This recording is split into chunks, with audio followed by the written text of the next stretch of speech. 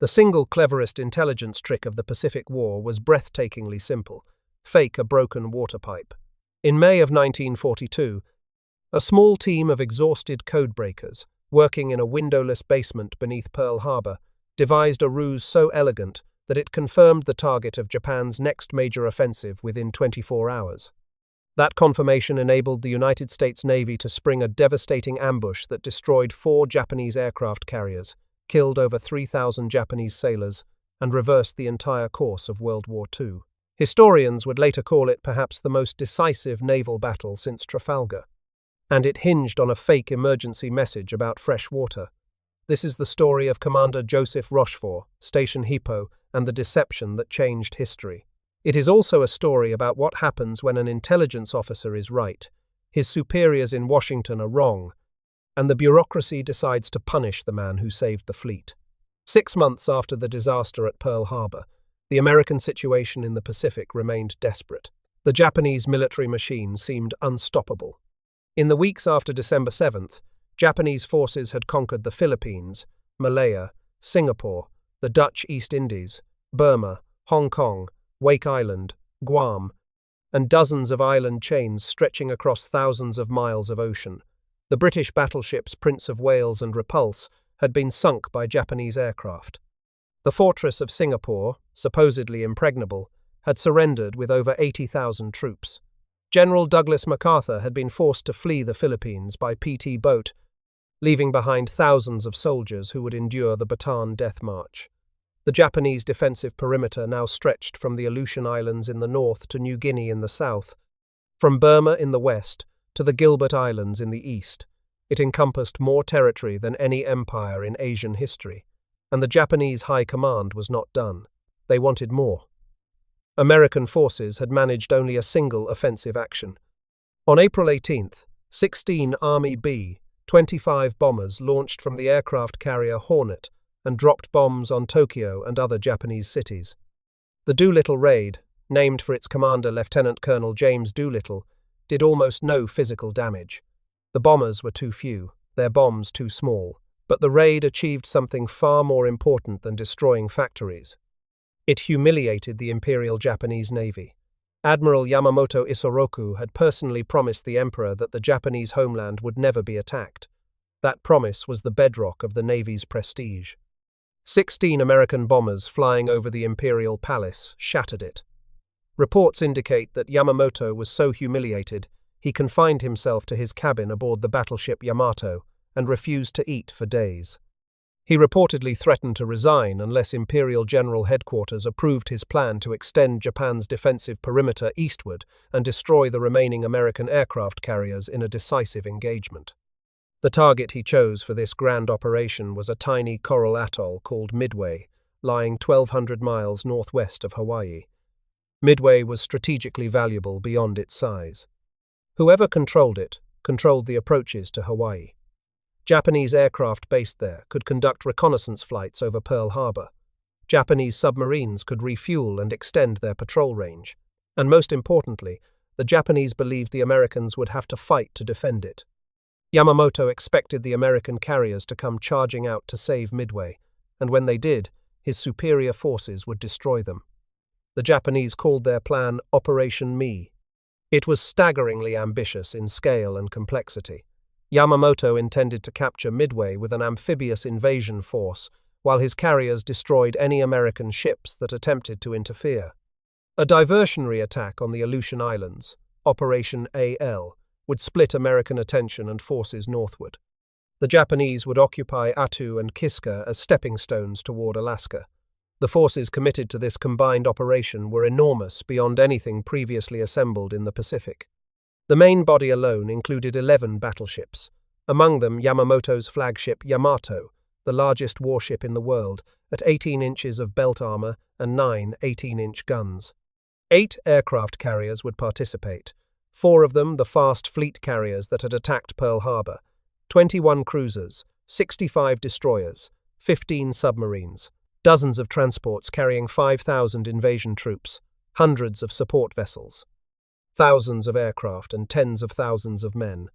Against this armada, the Americans could muster 3 aircraft carriers, assuming they could get the damaged Yorktown repaired in time.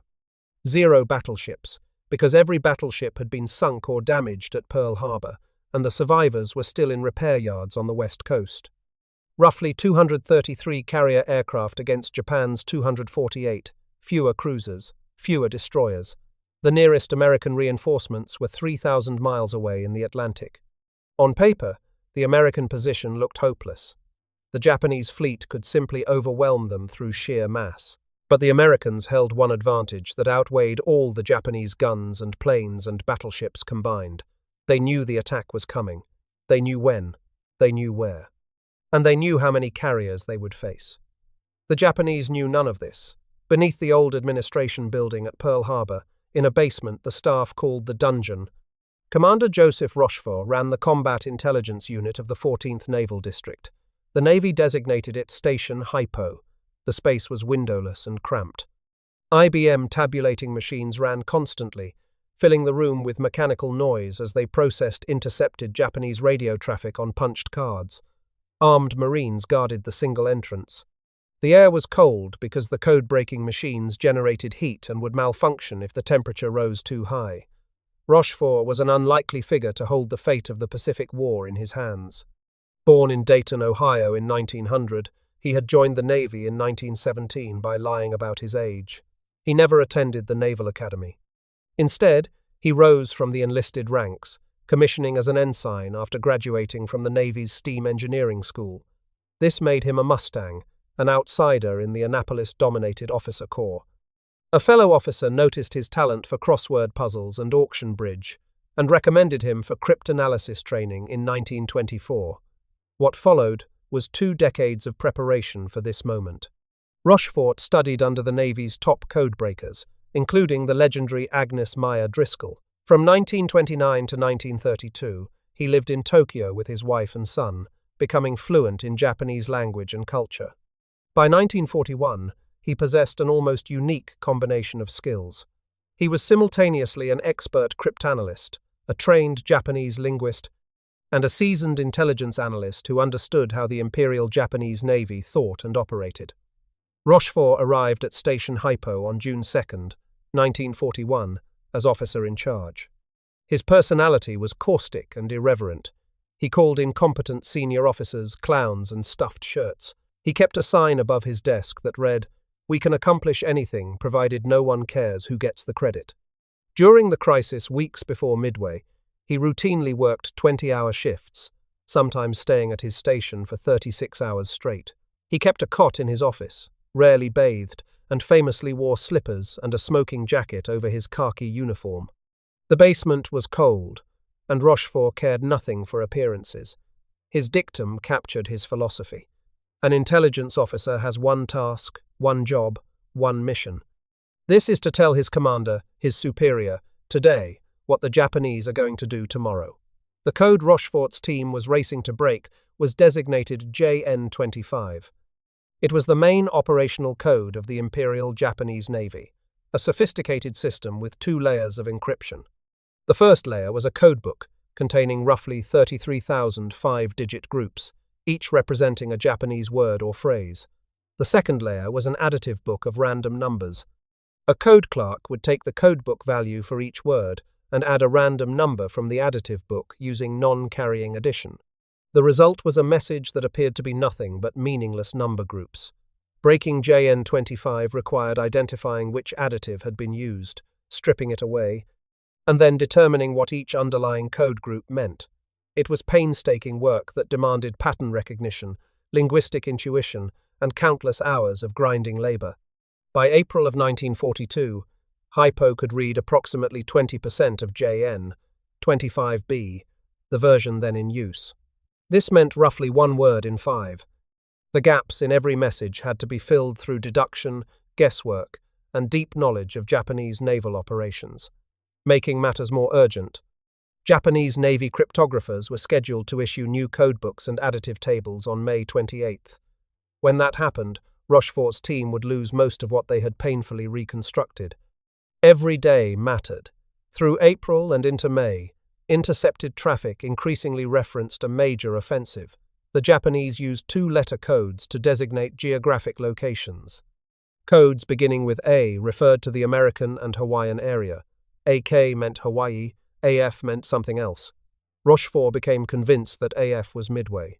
His reasoning drew on multiple sources. The position of AF within the overall designator system suggested a location northwest of Hawaii. During a Japanese flying boat reconnaissance mission in early March called Operation K, an aircraft reporting weather near Midway had referenced AF. Contextual analysis of messages describing invasion preparations pointed toward an isolated American outpost. Everything fit Midway. But Station NYGAT disagreed. NYGAT was the Navy's cryptanalytic headquarters in Washington, and it was controlled by Commander John Redman, a communications officer with no cryptanalysis training and a gift for bureaucratic maneuvering. His older brother, Captain Joseph Redman, served as Director of Naval Communications. The Redman brothers had an institutional agenda. They wanted all intelligence analysis centralized in Washington, not scattered across field stations like HYPO. Washington's analysts looked at the same intercepts and reached different conclusions. They argued the target was elsewhere: the Aleutians, Port Moresby, New Caledonia, Johnston Island, perhaps even the American West Coast. They also disputed the timing, suggesting mid-June rather than early June. The disagreement was more than academic. Admiral Chester Nimitz, Commander-in-Chief of the Pacific Fleet, had to decide where to position his precious carriers. If he guessed wrong, the Japanese could catch his forces thousands of miles out of position and destroy them in detail. The entire Pacific War hung on identifying AF correctly. Rochefort was certain he was right, but certainty was not proof. Washington remained unconvinced, and Nimitz needed something definitive. The solution came from Lieutenant Commander Wilfred Holmes, one of HYPO's intelligence analysts. Holmes was an unusual figure in the dungeon. A Naval Academy graduate who had retired in 1936 due to spinal arthritis, he had been teaching engineering at the University of Hawaii when the war recalled him to duty. He wrote submarine adventure stories for the Saturday Evening Post under the pen name Alec Hudson. More importantly, for this moment, he had visited Midway and remembered two critical facts about the atoll. Midway had no natural freshwater supply. The garrison depended entirely on seawater evaporators to produce drinking water, and Midway was connected to Honolulu by an undersea telegraph cable laid in 1903. Communications through that cable were completely invulnerable to Japanese interception. Holmes proposed a deception. Use the secure cable to instruct Midway's commander to broadcast an emergency message reporting that the water distillation plant had broken down. Send it in plain language so the Japanese would definitely intercept it. If AF really was Midway, the Japanese would soon be reporting that AF had water problems. Rochefort immediately saw the elegance of the plan. He refined it, adding a second transmission using a strip cipher code system that the Japanese had captured when Wake Island fell. This guaranteed the Japanese would understand the message regardless of which channel they were monitoring. He brought the proposal to Lieutenant Commander Edwin Layton, Admiral Nimitz's fleet intelligence officer and Rochefort's close friend from their Tokyo days together. Layton presented the idea to Nimitz. The Admiral approved. Rochefort made one additional decision. He deliberately did not inform Washington that he was implementing the ruse. The Redman brothers would learn of it only when the results came in. On approximately May 19th, instructions went out via the undersea cable to Midway. The following day, the atoll's communications station broadcast an emergency message in plain language. The water distillation plant had suffered serious damage. The garrison had only enough fresh water for approximately 2 weeks. Immediate resupply was requested. A follow-up went out in the compromised strip cipher. Hawaii replied in plain text, acknowledging the emergency and promising to dispatch a water barge. The Japanese took the bait like hungry barracudas. The message was intercepted at a Japanese listening station, probably at Wake Island or Kwajalein in the Marshall Islands.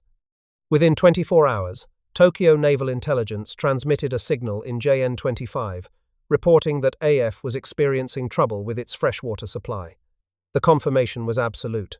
AF was Midway, and the Japanese had revealed something else. Invasion ships would need to carry additional water desalination equipment, which meant the assault was coming soon. Rochefort made another shrewd decision about how to report this success.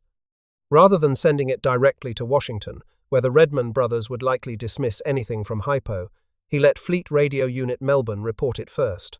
Frumel forwarded the intercept with the comment, "This will confirm identity AF." Coming from Australia rather than the rival station in Hawaii, the confirmation was harder for Washington to dismiss. On May 21st, Rochefort sent his own message to Washington. As stated previously, a firm Fox is confirmed here as Midway. The bureaucratic battle was not quite over. The Redmond brothers continued arguing to Admiral King that Midway would not be hit.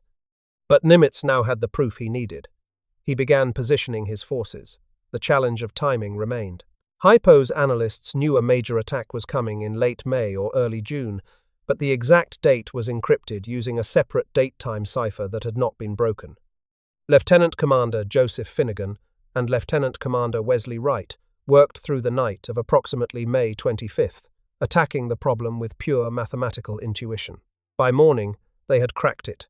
The attack would come on June 4th.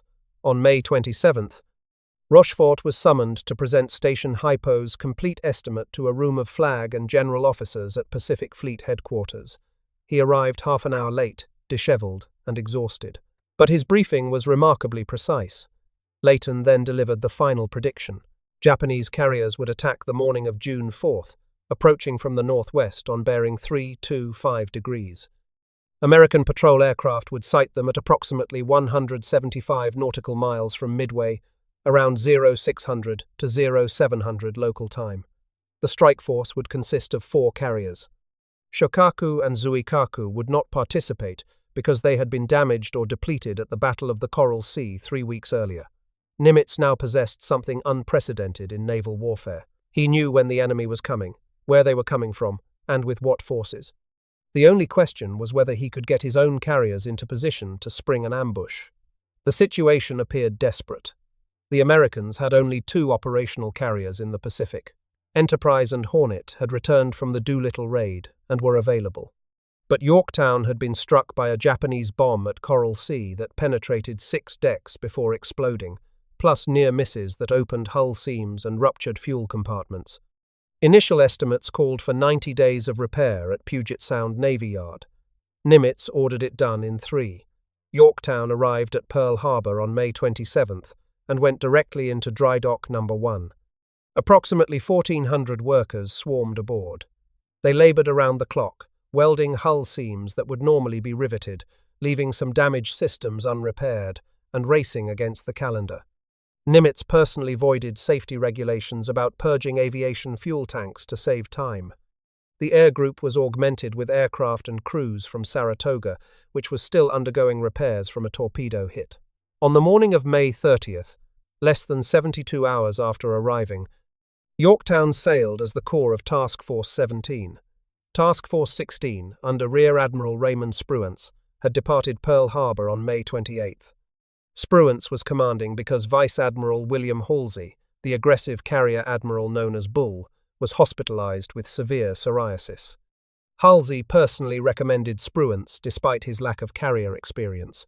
Enterprise and Hornet, 6 cruisers, and 9 destroyers headed northwest toward a position designated Point Luck, approximately 350 miles northeast of Midway. Task Force 17 under Rear Admiral Frank Jack Fletcher followed on May 30th with Yorktown, 2 cruisers, and 6 destroyers. Fletcher, as the senior officer present, would hold overall tactical command when the forces joined. They rendezvoused at Point Luck on June 2nd. 3 American carriers waited in ambush. The Japanese had no idea they were there. Japanese planning had been riddled with overconfidence. Vice Admiral Nagumo Chuichi, commanding the 1st Carrier Striking Force, believed Yorktown had been sunk at the Coral Sea. He expected to face only Enterprise and Hornet, which his 4 fleet carriers could easily overwhelm.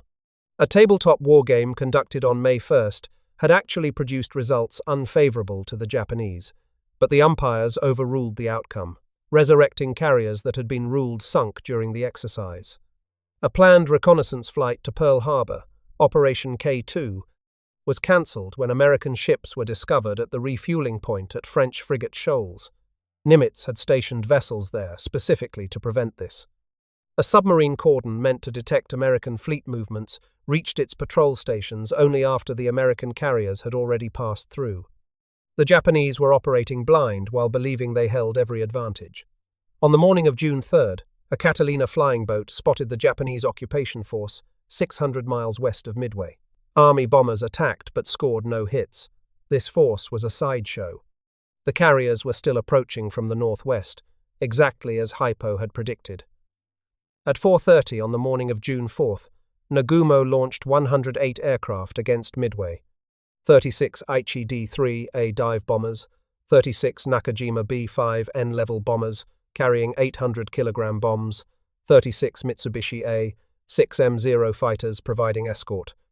It was the same combination that had devastated Pearl Harbor 6 months earlier, flown by many of the same pilots. 7 scout aircraft launched simultaneously from the escorting cruisers and battleships to search for any American ships that might be lurking nearby. 1 scout from the heavy cruiser Tone was delayed 30 minutes. That seemingly minor delay would change the outcome of the battle and perhaps the war. Midway's radar station detected the incoming strike at 93 nautical miles, giving the garrison nearly 30 minutes warning. Every aircraft on the atoll that could fly took to the air, some to intercept, some to attack the Japanese fleet, some simply to avoid being destroyed on the ground. 26 Marine fighters scrambled to meet the incoming Japanese strike. They were flying Brewster F-2A Buffaloes, an aircraft already considered obsolete, and a handful of the newer F-4F Wildcats.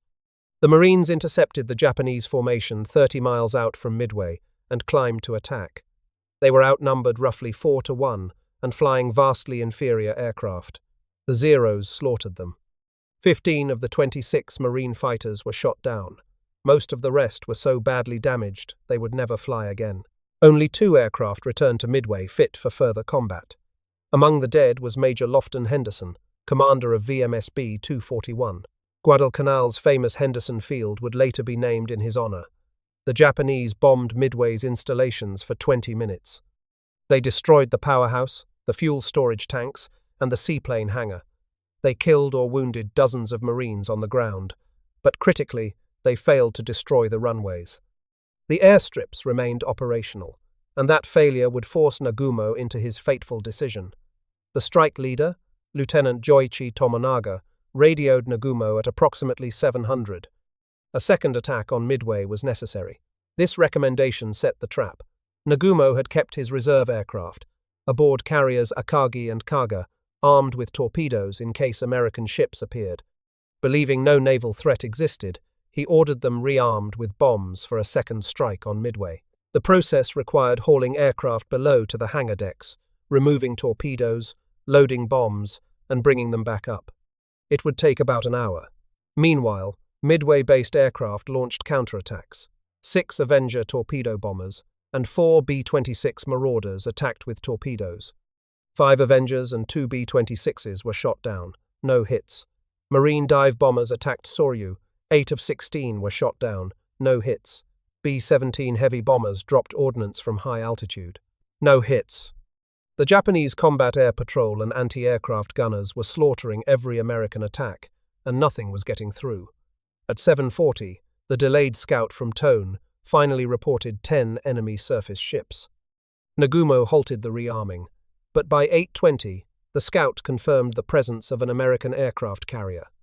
Now Nagumo faced an agonizing dilemma. His flight decks were cluttered with aircraft in various stages of rearming.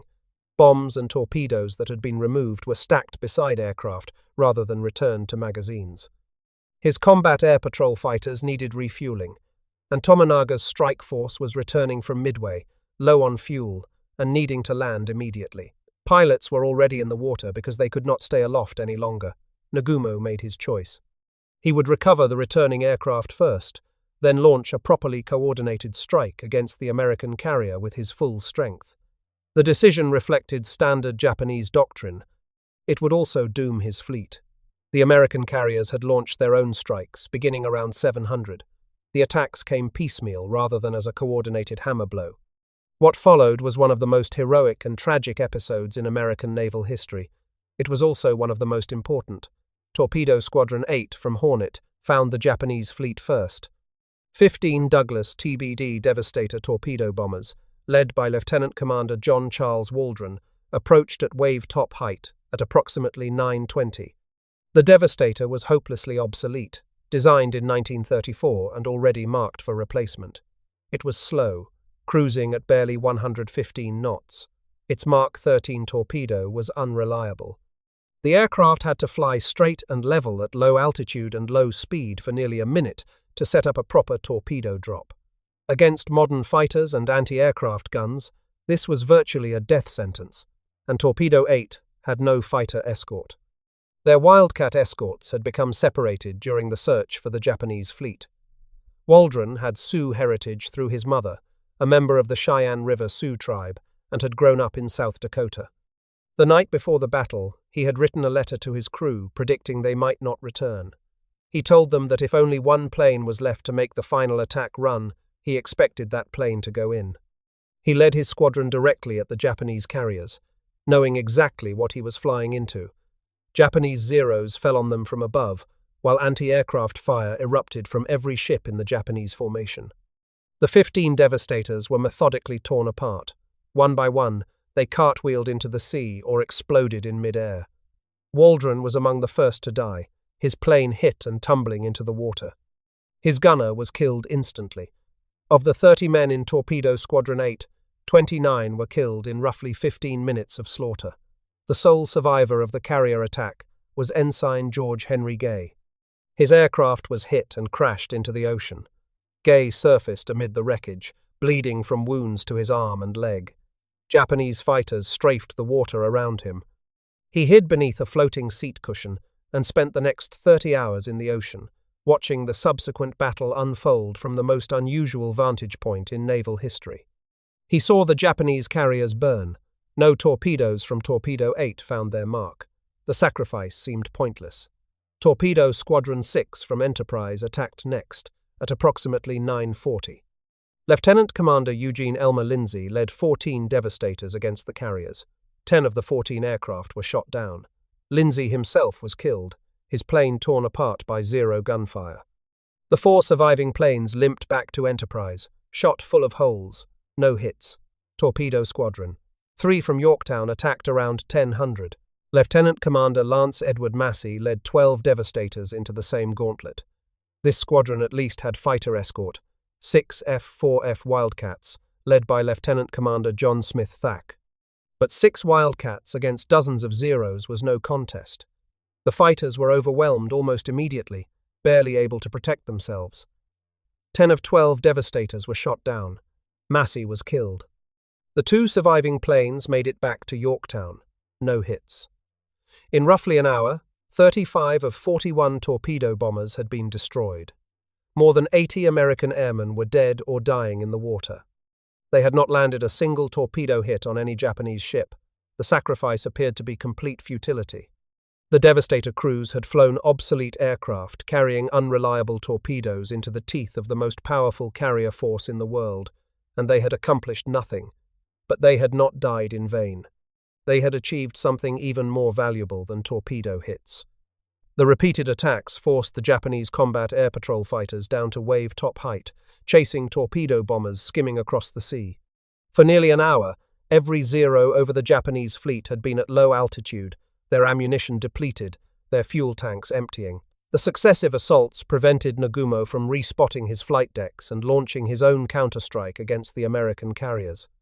His flight deck crews were constantly interrupted, constantly dealing with new threats.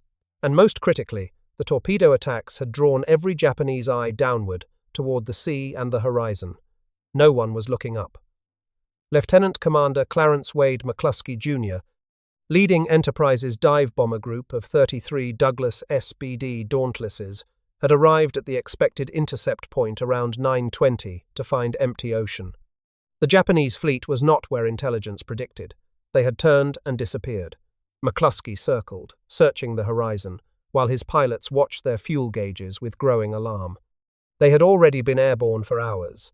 Many aircraft did not have enough fuel to reach Enterprise on the return flight. The prudent, textbook decision was to turn back immediately. McCluskey made a different choice. A fighter pilot by training, who had only recently taken command of the dive bomber group, he decided to continue searching, rather than return, with bombs still hanging from his aircraft. If the fuel ran out, his pilots would ditch in the ocean and hope for rescue, but they would find those carriers first. His Dauntlesses flew northwest in an expanding search pattern, burning fuel they could not spare as the minutes ticked by. Then, McCluskey spotted something. Far below, a lone Japanese warship was racing northeast at flank speed, leaving a distinctive white wake across the blue Pacific. The ship was the destroyer Arashi. She had stayed behind to depth-charge the American submarine Nautilus, which had attempted an attack on the Japanese formation. Now Arashi was hurrying to rejoin the fleet, her bow wave pointing like an arrow toward the carriers. McCluskey recognized the opportunity instantly. He banked his formation and followed the wake.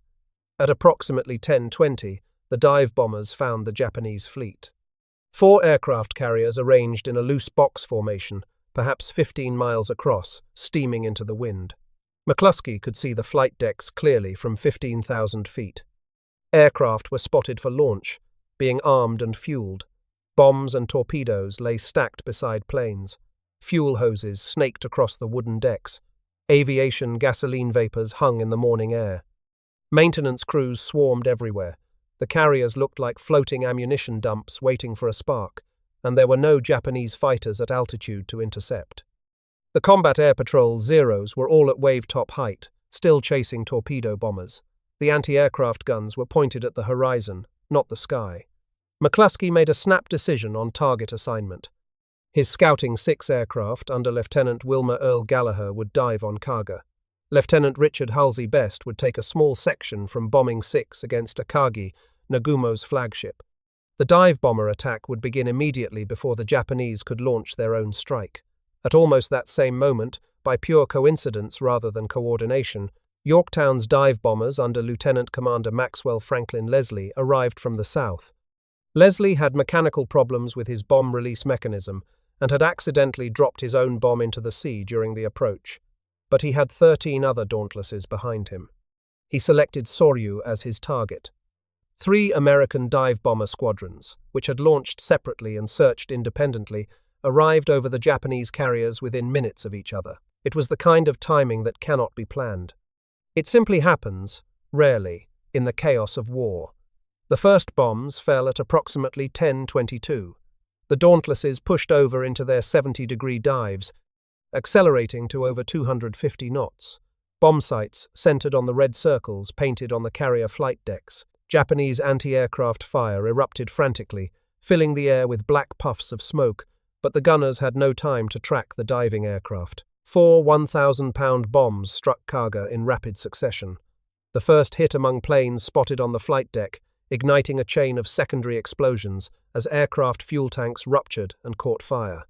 A second bomb penetrated to the hangar deck, where it detonated among fully loaded strike aircraft. The explosion ruptured aviation gasoline storage tanks. Fire swept through the ship.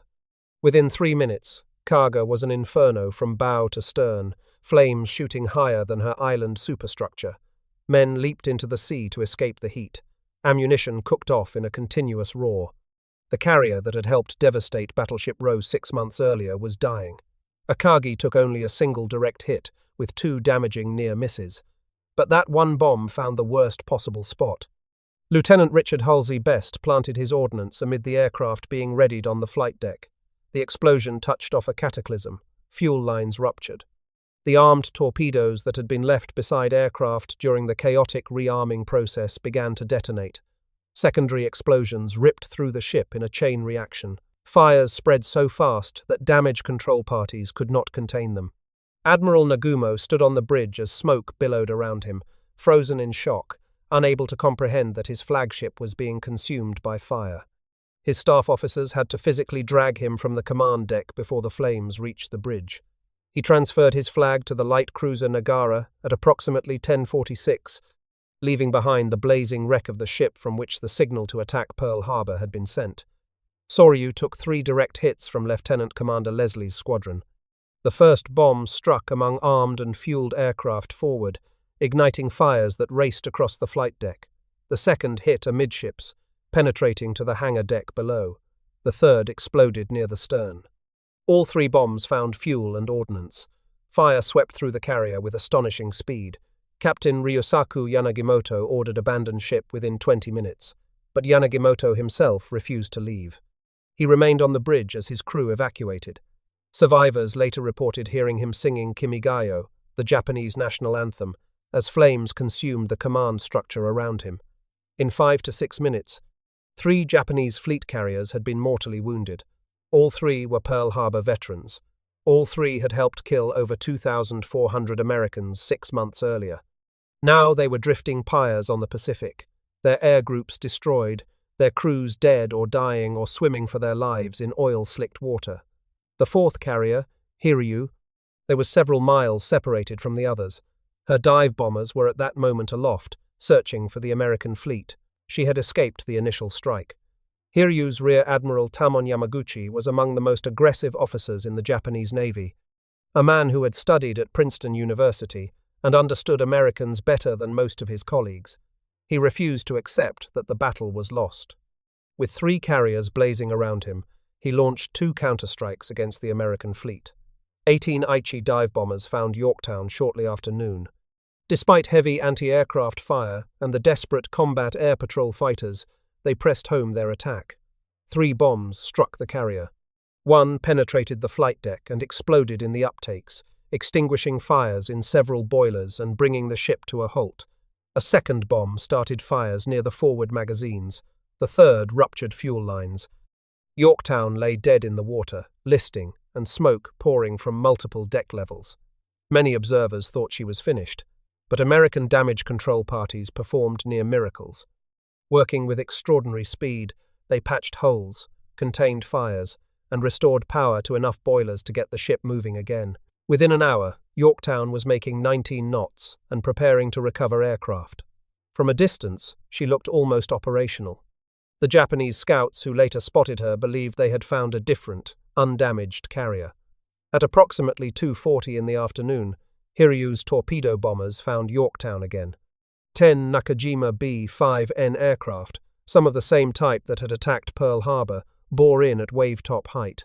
6 were shot down by anti-aircraft fire and fighters, but 4 survived long enough to launch. 2 torpedoes struck Yorktown's port side. The explosions ruptured fuel tanks and flooded engineering spaces. The ship developed an immediate 26-degree list, so severe that the captain feared she would capsize at any moment. Captain Elliot Buckmaster ordered abandoned ship at 2:55. Over 2,000 men went into the water. Destroyers rushed to pick them up. Yorktown herself refused to sink. She remained floating, listing but stubborn, throughout the night and into the following days. Enterprise dive bombers, now flying the only effective American strike force remaining, found Hiryu that afternoon. They arrived over the target at approximately 1700. The Japanese carrier was recovering aircraft from her Yorktown strikes when the Dauntlesses pushed over. At least 4 bombs hit. 1 struck the forward elevator and blew it against the bridge. Fire swept through the hangar deck. Within minutes, Hiryu joined her sister carriers as a blazing wreck. Rear Admiral Yamaguchi and the ship's captain, Tomeo Kaku, chose to go down with their ship. According to survivors, Yamaguchi stood on the bridge watching the moon rise as Hiryu burned around him. He had transferred his flag to the doomed carrier earlier that day, knowing she would be targeted. He did not intend to survive her. By nightfall on June 4th, all 4 Japanese fleet carriers were sinking or sunk: Akagi, Kaga, Soryu, Hiryu. The 4 ships that had launched the attack on Pearl Harbor, the core of the force that had seemed invincible for 6 months, had been destroyed in a single day. The fires were visible for miles, columns of flame rising from the Pacific into the night sky. Yamamoto, trailing 300 miles behind in the super battleship Yamato, received the reports with something approaching disbelief. His great plan had become a catastrophe. He briefly considered ordering his battleships forward for a night surface engagement, hoping to savage the American fleet with gunfire after dark. But his staff officers convinced him that pursuing an enemy who knew where he was, when he had lost his air cover, was suicide. Shortly after midnight on June 5th, Yamamoto ordered the combined fleet to withdraw. The battle continued for 2 more days, though the outcome was no longer in doubt. On June 6th, American dive bombers found the heavy cruisers Mogami and Mikuma. Both had been damaged in a collision while maneuvering to avoid an American submarine. Mikuma was hit repeatedly, and sank. Mogami, badly mauled, somehow survived and limped back to Japan. On that same day, June 6th, Japanese submarine 168 found the crippled Yorktown. The destroyer Hamon was alongside, providing power for salvage efforts. A skeleton crew was trying to save the carrier. I-168 fired a spread of torpedoes. One struck Hamon, breaking the destroyer's back. She sank in minutes, her depth charges exploding as she went down and killing many men in the water. 2 more torpedoes hit Yorktown. Still, the old carrier refused to die. She floated through the night, listing more heavily, taking on water slowly. It was not until shortly after 700 on the morning of June 7th that Yorktown finally slipped beneath the waves. Her battle flags were still flying. She had been struck by bombs and torpedoes on 3 separate occasions over 4 days, and she had fought to the very end. Japanese losses were staggering. 4 fleet carriers, 1 heavy cruiser, approximately 248 aircraft, and roughly 3,057 men, including over 100 irreplaceable pilots and some 700 aircraft maintenance technicians who went down with their ships. American losses were painful, but far lighter. 1 carrier, 1 destroyer, approximately 150 aircraft, roughly 307 men killed. The strategic consequences were transformative. Before Midway, Japan held a commanding advantage in fleet carriers. After losing 4 in a single day, that advantage was gone. Japanese naval aviation training programs were slower and more selective than American programs, meaning lost pilots could not be quickly replaced. American shipyards, already working around the clock, were building the Essex-class carriers that would overwhelm Japan by 1944. The initiative shifted permanently. Japan went from offense to defense. Plans to invade New Caledonia, Fiji, and Samoa were abandoned. 2 months later, American forces landed at Guadalcanal in the first American offensive of the Pacific War. When the first sighting reports came in on the morning of June 4th, Nimitz turned to Leighton and said, "Well, you were only 5 miles, 5 degrees, and 5 minutes off." HYPO had predicted the Japanese would appear at 175 miles on bearing 325 degrees, between 0600 and 0700. The actual sighting placed them at 180 miles, on bearing 320 degrees at 034, remarkably close. Nimitz knew exactly who deserved the credit. Midway was essentially a victory of intelligence, he declared. Had we lacked early information of the Japanese movement, and had we been caught with carrier task forces dispersed, possibly as far away as the Coral Sea, the Battle of Midway would have ended far differently. What happened next to Joseph Rochefort is one of the most disgraceful episodes in American naval history. Less than 3 weeks after the battle, the Redmond brothers launched their bureaucratic counterattack. On June 20th, each wrote separate memoranda attacking Rochefort. Commander John Redmond asserted that units in combat areas cannot be relied upon to accomplish more than the business of merely reading enemy messages. Captain Joseph Redmond argued Rochefort should be replaced with a senior officer trained in radio intelligence. The motivation was institutional humiliation. Washington had been wrong about everything. Wrong about the target, wrong about the timing, wrong about the forces involved. HYPO had been right. For Rochefort to receive recognition would have been a tacit admission that the principal intelligence breakthrough had been made by his team. The Redmonds could not allow that. Nimitz recommended Rochefort for the Navy Distinguished Service Medal. Admiral King's Chief of Staff, Vice Admiral Frederick Horn, recommended disapproval, dismissing Rochefort's contribution as having merely efficiently used the tools previously prepared for his use. King endorsed the assessment. Historians have called this a bald-faced lie. In mid-November of 1942, Rochefort was relieved of command at Station HYPO and reassigned to command a floating dry dock at San Francisco. It was a punitive posting, exile from intelligence work. He never served in cryptanalysis again during the war. Meanwhile, word filtered back to Hawaii that naval intelligence in Washington was claiming credit for the Midway breakthrough. When files in Washington were later examined, they contained mysterious blank pages where copies of OP-20G's incorrect May 1942 assessments should have been. Rochefort received the Legion of Merit in 1946 for overall wartime service. The citation made no mention of Midway. He retired as a captain in 1953 and died on July 20th, 1976.